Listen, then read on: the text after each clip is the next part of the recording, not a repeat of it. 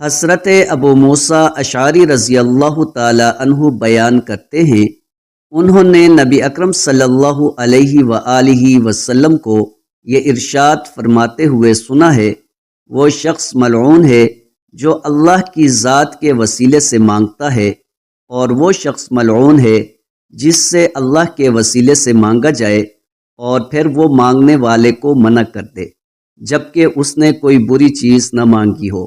مجموع الزوائد حدیث نمبر 17241۔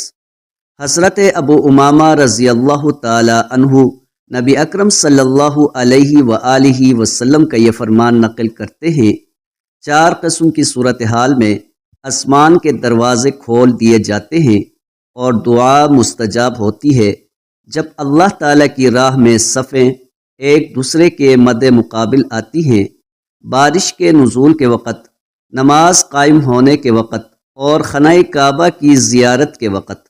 مجموع الزوائد حدیث نمبر 17253۔